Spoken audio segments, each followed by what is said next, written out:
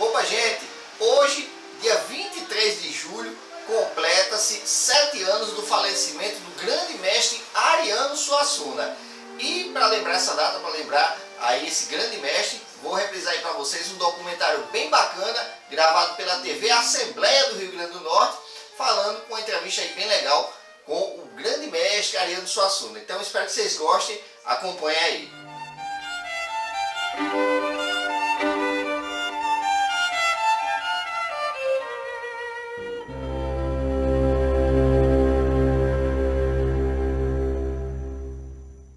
Ariano Suassuna, advogado, professor, teatrólogo, romancista, imortal da Academia Brasileira de Letras, reconhecido mundialmente pela grandiosidade da sua obra, ou simplesmente um apaixonado pelas raízes nordestinas. Ariano casou-se em 1957 com Zélia de Andrade Lima, com quem teve 6 filhos. Ele nos recebeu em sua casa, em Recife, como a mais gentil das pessoas e, de forma encantadora, falou sobre os mais variados temas. Ariano, você sempre tem feito referências ao Brasil real, ao Brasil oficial. Como é que está o Brasil real hoje? Esse povo que faz a imensa maioria dos desvalidos no Brasil continua numa situação que é apenas um pouco melhor do que a situação de escravidão em que viveram os negros aqui. E sob certos aspectos pior, porque o proprietário de escravos pelo menos não olhava o escravo como uma propriedade dele e tentava que ele sobrevivesse o mais possível por motivos econômicos e não humanitários. E depois da emancipação, entre aspas, nem isso.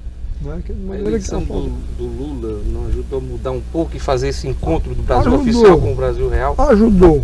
Ele mesmo, simbolicamente, é uma pessoa nascida no Brasil real e que, graças às suas invulgares qualidades pessoais, chegou à presidência da República, o que não é comum. Agora, o pessoal às vezes pergunta a mim se eu estou decepcionado com o Lula. Não estou, não. Eu não estou porque eu sabia desde o princípio que ele não é em 4 anos que um governo pode mudar uma injustiça de 5 séculos. Não é? A injustiça social brasileira começou no dia que os portugueses chegaram aqui. Ou melhor, no dia que nós chegamos aqui. Não é? Porque fomos nós. No momento em que a Carta de Caminha tem a Carta de Pero Vaz de Caminha tem um momento que me parece muito significativo. Cabral, que pertencia ao Portugal oficial, ele muito astuciosamente ele não desceu. Né? Ele chegaram no dia 22 de abril e ele ficou lá. Ele mandou outros, porque ninguém sabia qual era a recepção que ia ter. Né? Aí depois que viram que os índios eram pacíficos, vieram 2 para visitá-lo. E Pero Vaz de Caminha conta lá que ele recebeu numa cadeira, magnificamente vestido, com um grande colar de ouro ao pescoço. Né? Um grande colar de ouro ao pescoço. E conta Caminha que um dos índios apontou para o colar e depois apontou para a terra dizendo que havia ouro na terra, significando que havia ouro. O que é mentira, porque os índios não sabiam nem o valor de ouro. E depois os índios se deitaram, ficaram cansados, diz Caminha, se deitaram e dormiram. Não há maior demonstração de confiança, não é? Uma pessoa, diante de um povo estranho, se deitar e dormir. Eu não durmo, não. Certo? Não dá as costas. Eu não fecho nem os olhos. Tá certo? Então, isso mostra a boa fé. Pois bem, nesse momento, os índios não sabiam nem o que era um golpe de Estado, já estavam levando o primeiro. Foi o primeiro golpe de Estado da nossa história. Não é? Nós, que hoje somos descendentes de Caminha, de Cabral e dos companheiros dele, chegamos aqui na hora que, enquanto os portugueses não tinham chegado, os índios eram gente. Não eram índios, não. Inclusive o nome está errado, porque botaram o nome porque pensavam que eles eram indianos, não é? Índios. Eles eram gente. Mas com a simples chegada dos portugueses, eles se tornaram nativos, não é? E eles, nesse momento desse encontro aí, até simbolicamente, Cabral Cabral, Caminha e os outros capitães das naus que dão origem ao Brasil oficial. E esses dois índios aí, e os portugueses pobres que foram mandados primeiro como boi de piranha, são o começo do Brasil real. Então essa injustiça dura desde aí. Dura desde aí. Mais de 500 anos. E aí agora a gente sabe, Lula, eu conheço o Lula pessoalmente, me dou muito bem com ele, gosto muito dele. Eu sei que se ele pudesse, ele fazia muito mais. Mas a pessoa, para chegar ali, tem muitos compromissos. E só faz alguma coisa fundamental numa revolução. E eu não sei se o preço vale. Porque eu tenho a experiência, a gente tem a experiência da Revolução Francesa, não é? Que deu aquela mortandade toda, todas as crueldades do terror. Não estou defendendo com isso o antigo regime, não. O antigo regime era estúpido, brutal, explorador, mas Robespierre, Danton, Marat, esses praticaram as maiores atrocidades do mundo para quê? Para instaurar no mundo o capitalismo, que Balzac denuncia tão bem nos livros dele, né? Depois foi a Revolução Russa. Stalin confessou que só para a instauração da NEP, da nova política econômica, ele fuzilou 10 milhões de pessoas. Você 10 milhões. E para dar em que o capitalismo lá de novo, não é? Então eu acho que a gente tem uma natural impaciência, porque a gente quer que o tempo da história coincida com o tempo da nossa biografia. Mas o progresso moral da humanidade é muito lento. Por que é tão difícil conciliar justiça e liberdade, como você já disse, inclusive em outras ocasiões, assim, num regime? É porque, veja bem, quando você dá liberdade, veja bem, vou pegar dois exemplos. A União Soviética, a antiga União Soviética, privilegiava a justiça em detrimento da liberdade. Quando eu era jovem tinha até uma história muito boa que dizia que encontraram-se três cachorros em Paris. Um cachorro inglês, um francês e um russo. E o francês disse para o inglês: a situação na Inglaterra tá boa. Ele disse: tá nada, olha como eu estou magro. Eu já vim para cá para ver se eu como alguma coisa, porque estava uma fome lá, isso era logo depois da guerra, né? Aí o francês disse: pois vem para o lugar errado, porque olha também como eu estou aqui. Aqui está uma desgraça. Aí quando olharam, um cachorro russo estava gordo, aí olharam para ele: você lá, está comendo? Tá. Sim, o que foi que você veio fazer aqui? Ele disse: eu vim latir. Quer dizer, então, quando você abre, aí acontece que entre todas as liberdades, o homem é, por natureza, um explorador do outro, não é? Então lá fica esse dilema horroroso. Ou você proíbe o lucro e as outras coisas todo dia do capitalismo, e com isso você tem que proibir a liberdade de imprensa, tem que proibir latir, não pode latir. Ou então você faz a outra opção, aí toma exploração. Você acredita em liberdade de imprensa, Ariano? Já que você tocou nesse assunto, existe aqui nesse não, país? Eu vou lhe ser franco, outro dia até me pediram para eu protestar aí contra qualquer coisa em nome da liberdade de imprensa. E eu disse que eu não me meti em postura não, tá certo? Porque eu não conheço, eu conheço somente dois tipos de imprensa. Eu conheço a imprensa controlada pelo poder econômico e militar, pelo poder militar e político, como era na antiga União Soviética. Ou então a imprensa controlada pelo poder econômico, como é nos Estados Unidos e no Brasil, atualmente. Então, imprensa livre eu não conheço, não.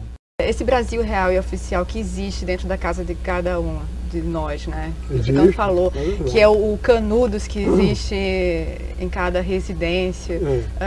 Você acha que isso é possível modificar? Houve algum avanço aí nessa dicotomia entre as pessoas? É possível modificar. Eu tenho esperança. As pessoas têm noção disso, de que dentro da casa de cada um existe uma...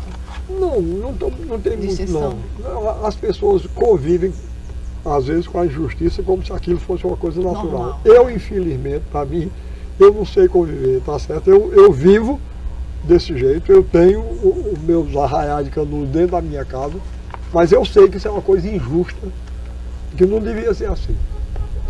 Olha, tem uma coisa que a mim me deixa apavorado, e que a nossa classe faz, normalmente. O quê? É uma coisa tão simples que a gente nem presta atenção, de tão natural que a gente acha. As pessoas que preparam a comida da casa da gente não se sentam com a gente na mesa. Você acha isso um absurdo? Eu acho isso, não acho não, isso é um absurdo. Não é que eu acho não, é um absurdo. Quer dizer, não se pode conviver com uma sociedade onde a injustiça é tão grande que termina nisso. A grande maioria tem que se sujeitar a receber salários que são desprezíveis. Você veja uma coisa, normalmente, quando se está falando, a classe média brasileira, quando está falando sobre os salários baixos que a gente ganha, se a empregada entrar, você baixa o tom de voz. Tá certo? Porque é pouco e é uma vergonha. É uma vergonha, né? É vergonha falar. Isso é uma coisa. Salário mínimo no Brasil é mínimo mesmo. É mínimo mesmo. Mínimo mesmo. Não pode ser assim. A disparidade é grande demais. O regime capitalista é um regime profundamente injusto. Agora, eu lutarei contra ele enquanto puder. Mas eu tenho muito medo de lutar pelos processos revolucionários. Ariano, como é que você se define? Um socialista? Sou. Eu me defino como socialista. Eu sou militante do Partido Socialista Brasileiro. Você está filiado? Sou ao filiado. partido? Continua filiado? Continuo filiado. Mas por que nunca entrou na política, nunca exerceu um mandato? Eu não sou político, não. Eu não tenho vocação. Não tenho vocação política, não. Minha Mesmo vocação depois de escritor. ter sido secretário de um governo, Veja bem, governo eu Arraes? fui secretário de Cultura 2 vezes. Fui secretário de Cultura do Recife e fui secretário de Cultura de Pernambuco. Mas, em ambos os casos, eu só aceitei porque tanto o prefeito quanto o governador me prometeram e cumpriram que eu teria inteira liberdade de atuação. Política não entraria. Era técnico o cargo, né? Eu não sei se técnico, era um cargo de era um escritor e já sendo um cargo de secretário de Cultura. E você teve essa liberdade, Ariano? Total. Olha, eu vou lhe dizer logo de entrada. Quando eu assumi a Secretaria de Cultura do Estado, eu disse a doutor Arraes, eu não quero assessores políticos, não. Eu quero assessor artista. Então eu nomeei um músico, uma bailarina, um gravador, um mestre maracatu, eram meus assessores. Porque, inclusive, eu queria fazer da aula espetáculo uma alavanca, que eu queria deflagrar em todo o Brasil uma discussão sobre a cultura brasileira. Então eu levava os músicos comigo, porque eu sabia que ia ter pouca verba, então eles trabalhavam pelo salário que recebiam de assessores. E a aula quem dava era eu. Qual foi o resultado? Eu achei Bastante bom. positivo? Foi? Eu achei que foi. Você me perdoe a mania de grandeza, mas eu acho que hoje existe um outro olhar sobre a cultura brasileira e eu acho que eu fui uma das pessoas que desempenharam o papel nessa mudança. Eu fui um. Outros, muitos, um Gilvão Samico, um Antônio Madureira, Antônio Nóbrega, mas eles fizeram dar essa volta. Pelo menos isso, hoje estão dando mais atenção. Foi a partir daí que você passou a ter realmente caminhar por várias cidades, levando essa caravana, vamos dizer assim, fazendo essas aulas de espetáculos, foi daí que surgiu essa ideia? E mesmo quando eu saí, mesmo depois que eu saí da secretaria, continuei a fazer esse trabalho. Agora no segundo semestre de 2005, eu estive no Rio Grande do Sul e em Belém do Pará. É no Brasil inteiro, né? No Brasil inteiro. E são concorridíssimas, né? Assim, como é que você se sente? Chega nas aulas e são sempre lotadas e de várias gerações também, não existe... Isso me deixa muito contente, muito orgulhoso. Era para isso mesmo que eu queria dar as aulas. Eu queria que fosse dado muita gente, preferencialmente os mais jovens. Por trás da festa do povo brasileiro e por trás da festa que, consequentemente, aparece nos meus livros, existe uma reivindicação ética e política, inclusive. Tá certo? Se eu acentuo a beleza dos espetáculos populares, não é que eu esteja inconsciente das dificuldades pelas quais eles passam, não é porque minha admiração por eles aumenta mais ainda. Dizem que o povo brasileiro é um povo irresponsável, porque passa fome e se veste, gasta o que não pode para se vestir com aqueles mantos bonitos durante 3 dias. Eu acho que isso é uma prova de grandeza e generosidade do povo brasileiro. Isso é um protesto, não é? Isso é um protesto do sonho contra a injustiça. Eles estão mostrando, com isso, que tem direito a uma vida digna e justa. E quando é que vai fazer a aula espetáculo lá fora, no país, no exterior? Quando é que está marcada alguma viagem? Olha, lá eu fui uma vez convidado pelo presidente Mário Soares para ir a Portugal. E vou repetir agora. Eu disse a ele, presidente, olha, eu nunca saí do Brasil, mas se um dia eu sair é para Portugal, porque é o único povo que na Europa tem o bom senso de falar português. Ele ficou todo satisfeito, aí eu disse, não falo muito bem não, mas falo. Tá certo? Então eu posso sair daqui para dar uma aula de espetáculo em Portugal, porque eu não vou renunciar à língua não. Você fala outros idiomas, Ariano? Nenhum outro, nem português? Não precisa também. Não, pra quê? Eu leio mal, inglês eu leio francês bem, e leio espanhol e leio italiano, mas não falo nenhuma. Mas explica pra gente esse desinteresse. Por que não aprendeu a língua estrangeira para ter acesso à literatura? Mas eu aprendi. Isso é um pouco de modéstia, né? A Ariano já, inclusive, traduziu. Não, mas é isso que eu digo. Não, ler eu sei, eu leio. Traduziu. Ler eu leio. Agora, a tradução do inglês que eu fiz, eu fui ajudar Page. Mas eu leio, o inglês dá para eu ler. Mas Shakespeare não dá para eu ler, a revista Time dá. Então quer dizer que ele não é tão radical assim, né, Carlos? Não, nunca disse isso não. Eu apenas não quero falar, eu não gosto. Eu acho português a língua mais fácil e a mais bonita. Tá certo? A língua mais fácil e a mais bonita. E quer ver eu provar que é? O pessoal diz por aí que não é. Eu vou mostrar que é. Repara uma coisa. Está aqui. Se eu pegar o analfabeto mais ignorante de Fortaleza, eu mostrar isso a ele, eu digo o que é isso? Ele diz, é um livro. Mas se for em inglês, não é. É book. Olha que coisa horrível. E se escreve Book. Não é? Estão conversando? Isso é uma conversa. Olha Book. E escreve Book. Que língua horrorosa. Eu já disse isso várias vezes na Alemanha. Se eu nascesse na Alemanha, eu era mudo. Porque aquela língua eu não aprendia, não. Tá certo? Deus me livre e guarde de nascer no lugar daquele. Deus sabe o que faz. Foi ótimo ele fazer eu nascer aqui. Era o único jeito de eu falar. Porque era a única língua que eu aprendia. Você se considera uma pessoa radical, né, que tocou nesse assunto? Em que sentido? No sentido essencial da palavra mesmo, de raiz? De origem? Olha, eu vou dizer uma coisa, tem umas coisas que eu sou radical. Eu reclamo muito, deve ser verdade, né? A gente reclama muito disso aqui, então deve ser verdade. Agora, eu acho que nas situações em que a gente está, alguém tem que radicalizar. Para chamar a atenção, porque ontem mesmo eu dei uma aula aqui numa livraria que tem, uma aula promovida pelo Departamento de Filosofia da Universidade Federal de Pernambuco. E eles me pediram, eu fui professor lá, não quis me recusar, fui e dei uma aula lá.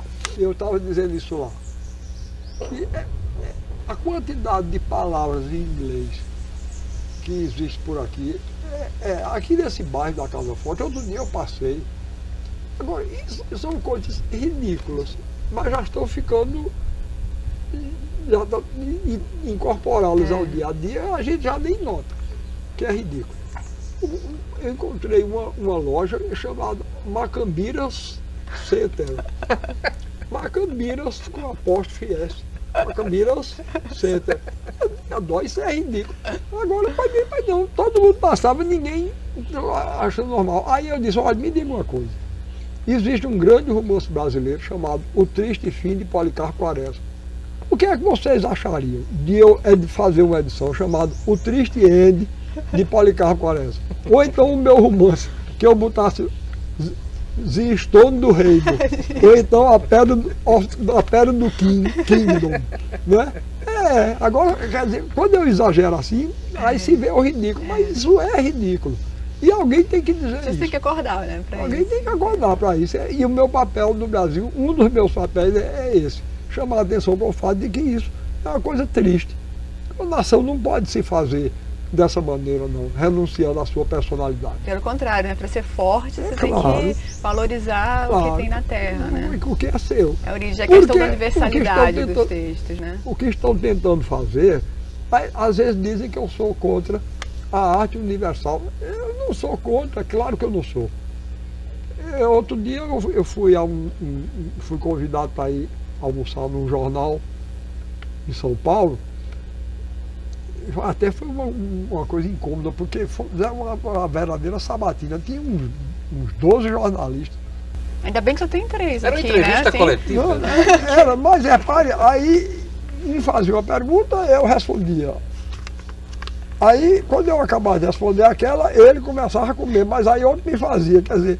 Começava a comer? E você Sim, não comeu?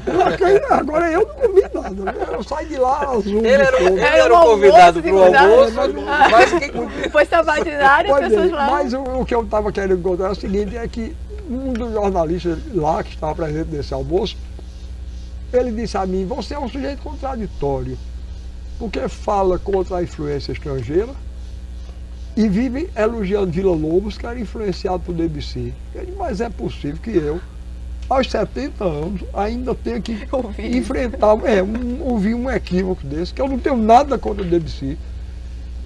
Aí eu disse para ele, a influência de Debussy em Vila Lobos foi decisiva e benéfica. Agora, quererem que eu, por dar valor, eu dou valor, eu acho Debussy uma música importantíssima. Para mim, ele teve um papel semelhante ao papel de Mozart no século XVIII. Na época contemporânea. Debussy foi quem abriu o caminho para a dissonância de Stravinsky, para todos esses grandes. Eu tenho uma admiração por ele enorme. Então, eu não tenho nada contra Debussy, pelo contrário, eu tenho muito a favor. E o que é que eu tenho contra Dostoiévski? Você nunca negou que de repente pode ser importante influências também estrangeiras. Isso não tem nada a ver com que você misturar. Não neguei, como eu já tenho afirmado. Eu acho que existem poucos escritores brasileiros tão dispostos a confessar as influências que receberam. E quais são? Só para a gente lembrar. Cervantes, Gil Vicente, Caldeirão de la Barca, Gogol, Lorca, Unamuno, Dostoiévski, Tolstói. Quer dizer, a influência desse povo todo. Molière, Godoy. Quer dizer, ter a influência não é ser adepto ao estrangeirismo. Não, de jeito nenhum. Eu não reclamo contra cultura estrangeira nenhuma. Eu reclamo contra a má qualidade da cultura de massa que nos empurram. Querendo, não a universalização da cultura, querem a uniformização das culturas. Esse é um projeto político, inclusive, de dominação. Quer dizer, que eles nivelam pelo gosto médio e querem impor esses modelos que são originados do gosto médio, cuidadosamente pesquisado, querem impor como modelo no Esse mundo tipo todo. de crítica lhe incomoda? Me incomoda, claro. Me incomoda porque é uma crítica injusta e pouco inteligente. Adriano, você teve a oportunidade de conviver, de conhecer pessoalmente aqui no Recife dois grandes nomes da literatura e do pensamento francês no século XX, né? Camus, naquela famosa viagem dele ao Brasil em 48, quando ele esteve aqui no Recife e foi... 49 não. 49. Acho que 49. Quando ele foi saudado Por Hermílio Borba Filho. no Teatro Estudante de Pernambuco, né? Na Faculdade de Direito. Na Faculdade de Direito, pelo grupo do Teatro do Estudante.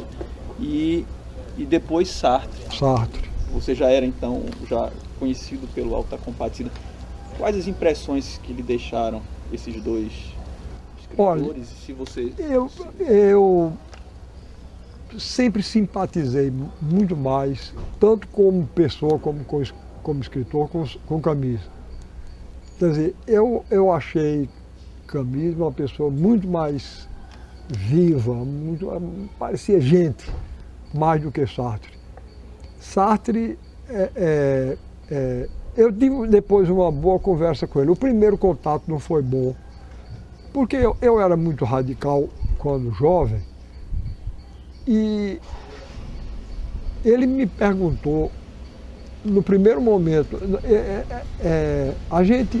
eu estava com Francisco Brenan e Roberto Alvim Corrêa, e nós fomos, Roberto Alvim conhecia ele, nós fomos levar Roberto Alvim para ver Sartre e fomos lá à Faculdade de Filosofia.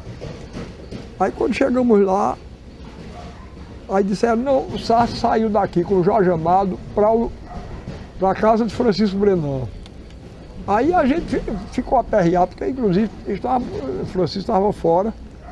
Aí nós fomos para o Engenho São Francisco, que era a casa de Francisco Brenan.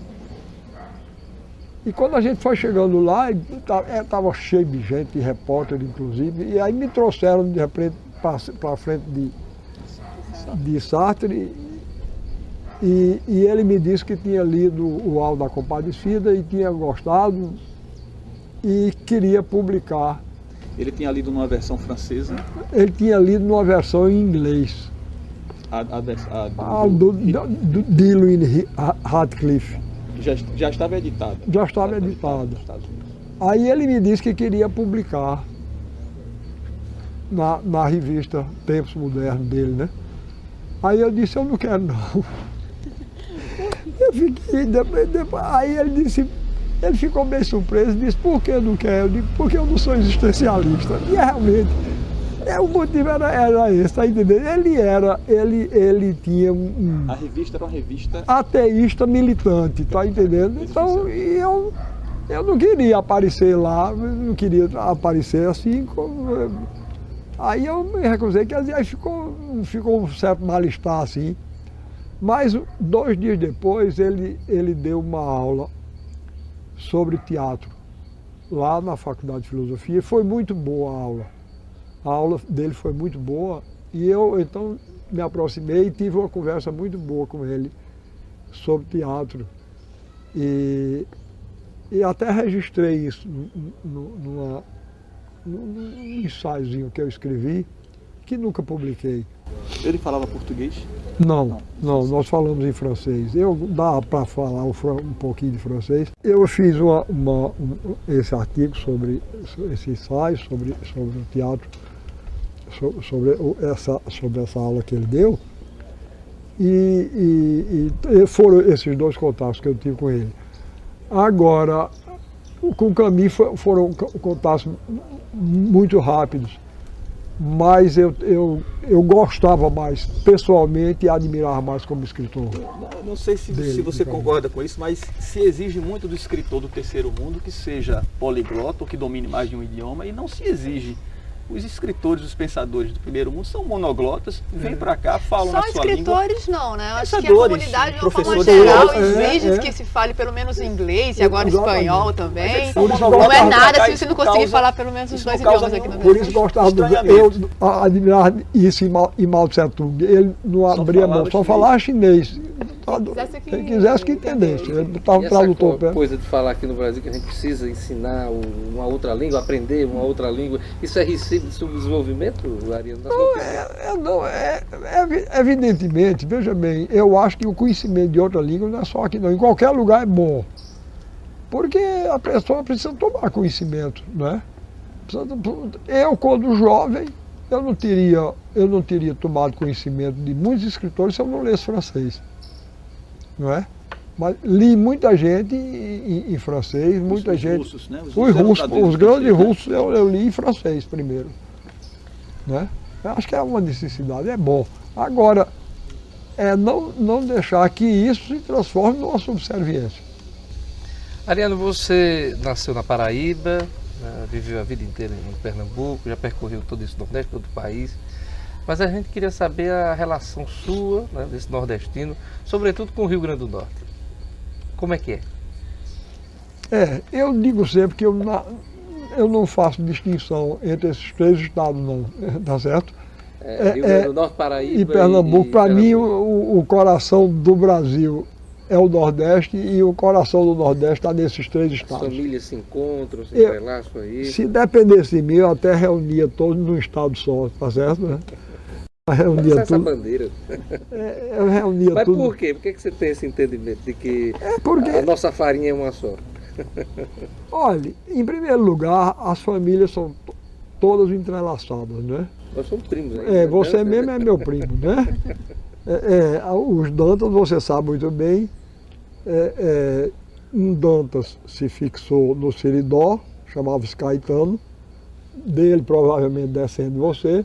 O irmão dele, José, se fixou na Serra do Teixeira, na Paraíba, dele descendo eu. Além disso, eu sou parente atualmente no Rio Grande do Norte, eu sou parente de Vilma. Da governadora? Pois não, de Oswaldo Lamartine. Né? Porque tanto Vilma, quanto Oswaldo, quanto eu somos Pereira Monteiro, que é uma família que desde o século XVIII se estabeleceu na famosa Serra Negra e que tem gente na Paraíba, em Pernambuco e no Rio Grande do Norte. De maneira que meu bisavô era pernambucano, mudou-se para o Rio Grande do Norte, meu avô nasceu no Rio Grande do Norte. Depois meu avô mudou-se para Paraíba, eu e meu pai nascemos na Paraíba. Depois eu me mudei para cá, me casei com uma pernambucana, meus filhos e meus netos já são pernambucanos. É por isso que eu queria juntar num estado só. Porque, inclusive, eu tenho muito desgosto de terem trocado o nome da cidade onde eu nasci. Que você não reconhece que é João Pessoa, né? Não, quando eu nasci não era não. Por quê? Porque era Paraíba, o nome era esse. Mas eu reconheço que na troca houve uma vantagem, foi o fato de que, para dizer, Paraíba, ora está falando no estado, ora está falando na cidade, como em São Paulo, né? Que eu sou de São Paulo, é de São Paulo estado, é de São Paulo capital. Então tem essa vantagem. Mas é por isso que eu digo, se transformasse, olhe, Camarão era Rio Grandense do Norte. Henrique Dias era pernambucano. E André Vidal de Negreiros era paraibano. Então, a Batalha de Guararapes é que marca o início da formação disso que hoje a gente chama o Brasil. Então devia se juntar os três, chamar-se Estado dos Guararapes. E aí o nome da Paraíba voltava, era o único jeito de o nome Paraíba voltar. Estado dos Guararapes. Podia ser onde? Podia ser. Podia ser em qualquer lugar. Eu pessoalmente até incluiria Alagoas, porque eu faria a capital Penedo, que é uma cidade, porque é uma cidade linda. Linda. Você morou um tempo em Natal também, né? Morei sim, pouco tempo, mas foi. Ainda criança. Cheguei lá como refugiado Tem alguma político. lembrança Tenho. dessa época? Tenho. Apesar da pouca idade? Tenho. Eu me lembro da casa onde a gente ficou.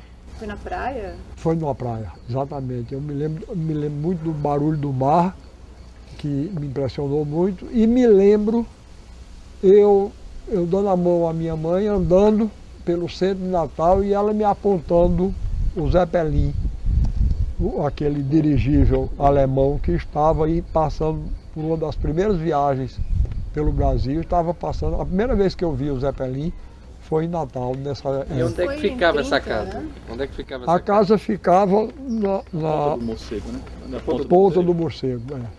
Ali perto de Ariano. Era a casa do governador? Era a casa Foi dele. em 30? Eu estive 2 vezes em Natal. Uma vez fiquei na casa do governador Juvenal Lamartine, outra na casa de um desembargador chamado Silvino Bezerra. Isso quando? Quando é que foi? 1930. Mesmo período. 1930. O Ariano, e você tem uma história que você foi uma vez ao Palácio da Redenção, onde você nasceu na Paraíba, né?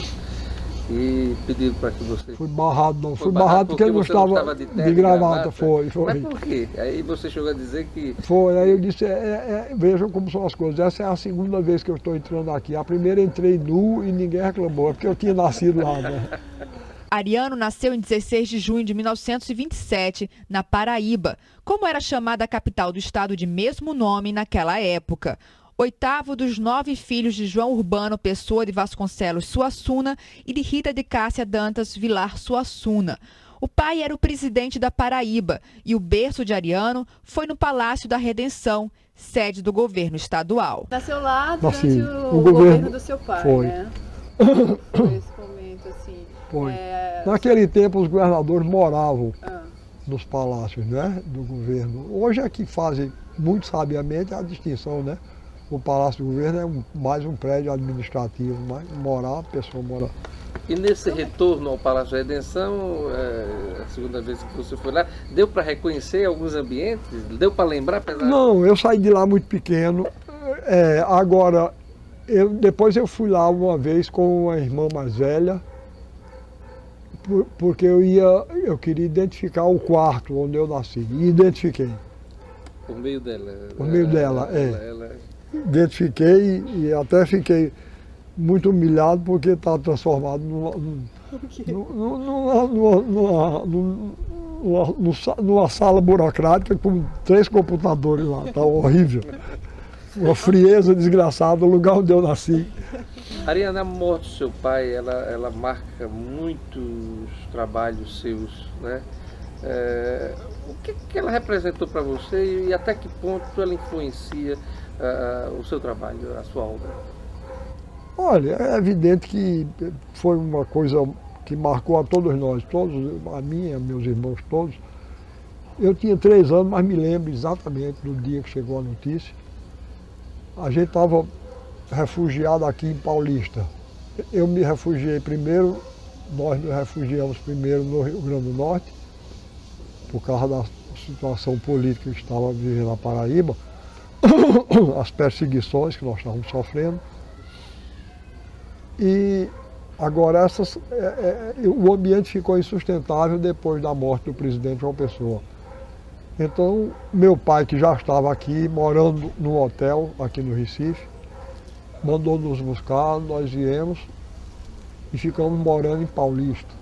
E foi lá que nós tivemos a notícia da morte do meu pai, que ele tinha sido avisado da possibilidade de que podiam matá-lo. Mas ele resolveu ir assim mesmo, porque ele ia se defender da acusação de ter sido o mandante da morte de João Pessoa. A acusação essa que hoje todo mundo sabe que era uma acusação puramente política, feita somente por ódio político, porque você veja, isso não entra na cabeça de ninguém. João Dantas era primo legítimo de meu pai. Ainda hoje, se eu quiser mandar matar uma pessoa, eu tenho gente que mata, basta eu pedir. Como é que meu pai, em 1930, fazendeiro sertanejo como ele era, ia mandar matar o presidente da Paraíba por um primo legítimo da mulher dele, formado em direito, advogado do Banco do Brasil. E outra coisa, João Dantas iria se submeter a isso, meu pai chegar junto dele, vai matar João Pessoa e ele ia matar. Tá certo? Quer dizer, isso hoje é uma coisa evidente, todo mundo na Paraíba reconhece que meu pai não tinha nada a ver com isso, mas ele foi morto por causa disso. Acusado de ser o mandante do assassinato de João Pessoa. É difícil falar desse episódio, tá lembrar bom. essa... Tá bom, dá basta, já falei bastante.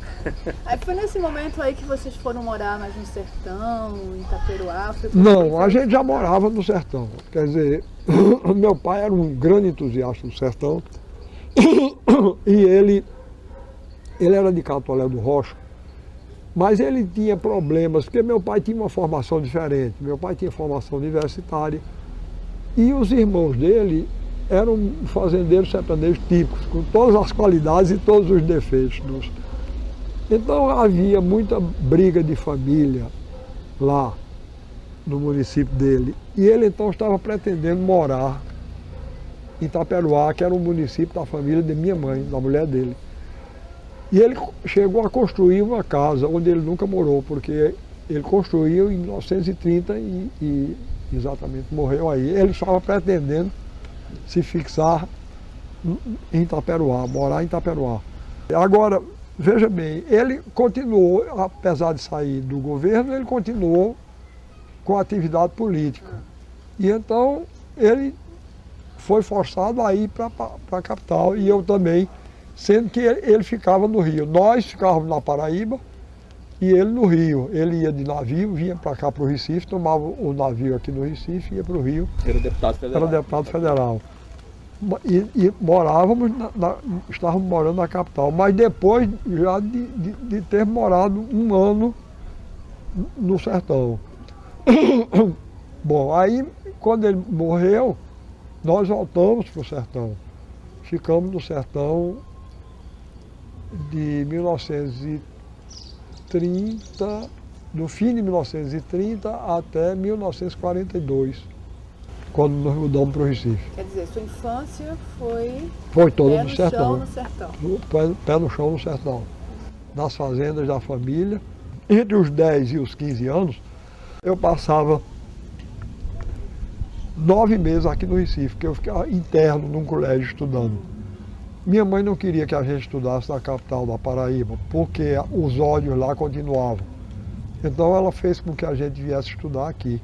Todos nós estudamos aqui no Recife. A gente vinha do sertão da Paraíba, morava no sertão da Paraíba e estudava no Recife.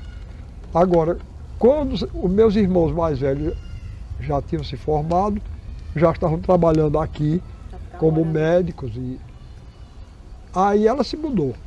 Porque aí era melhor vir para cá, aí ficamos todos aqui juntos. Ela fazia muita questão de manter a família toda unida. Esta mudança foi em 42. Essa aí foi em 42. Foi aí que eu... Essa infância no sertão, já foi aí que começou essa paixão pelas raízes nordestinas? Foi. Começou a observar Foi. as pessoas? Olha, isso todo escritor sabe disso. A época da infância, da adolescência é muito importante. Na formação do universo mítico. É um momento de grande escritor. Observação. É um momento dos primeiros deslumbramentos diante da vida, não é? Você acredita que você nasce escritor, Ariano? Você nasce com essa veia artística? Não precisa sofrer influência, não precisa ter nenhum escritor? Isso não sei não. Comigo, caso, assim. Comigo saiu muito cedo. Quer dizer, eu comecei a ser um grande leitor assim que me alfabetizei. Eu gostava de ler. Estimulado por alguém ou pela vontade mesmo? Olha, estimulado. De conhecer, Por um lado, estimulado. Por outro, por gosto mesmo. Primeiro, eu tive a sorte de meu pai, que era um grande leitor, e deixou uma biblioteca muito boa. Eu ainda hoje eu tenho livros que são do acervo dele. Do acervo dele. Então ele gostava muito de Eça de Queiroz. Eu encontrei as obras de Eça de Queiroz no acervo dele, né, na biblioteca dele. Euclides da Cunha, né? Apesar de ter convivido pouco tempo com ele, quer dizer, foi uma forma de você conviver com ele, tendo Sim. acesso e mexendo Muito, nessa biblioteca dele. A influência dele veio por dois modos, Diógenes. Primeiro, por isso, por causa da biblioteca que ele nos deixou. Em segundo lugar, porque tinha havido um acontecimento curioso. Minha mãe era a mais velha dos irmãos dela. E meu avô, quando meu avô morreu, minha avó estava grávida ainda da última filha. Então, os dois últimos irmãos de minha mãe, Manuel Dantas Vilar e Maria das Neves Dantas Vilar, irmão de minha mãe, a criação deles foi terminada por meu pai e minha mãe, que meu pai já estava casado e ele ficou com os dois em casa.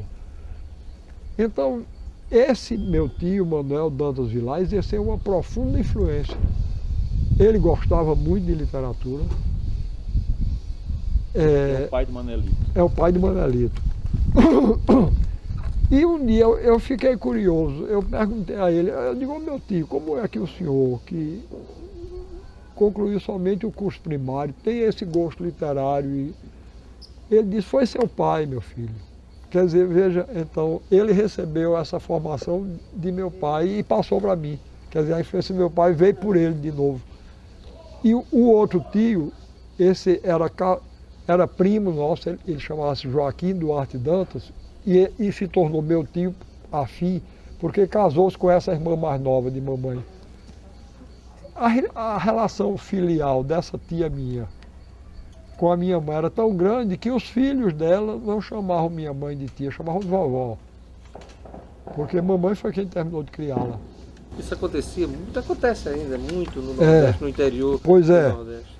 Então, o marido dela, Joaquim Duarte Dantas, também tinha bom gosto literário.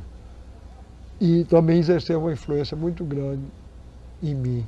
E não é por acaso que meu filho mais velho chama-se Joaquim, como ele, Joaquim Duarte Dantas. A minha filha mais velha chama-se Maria das Neves, como minha tia.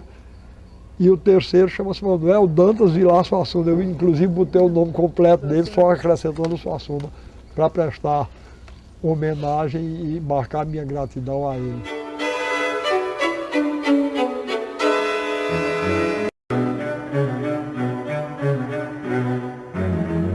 Bom, gente, espero que vocês tenham gostado. Até a próxima. Fiquem com Deus. Acompanhem aí as minhas redes sociais do canal. Tá? Curtam, compartilhem, comentem, se inscrevam.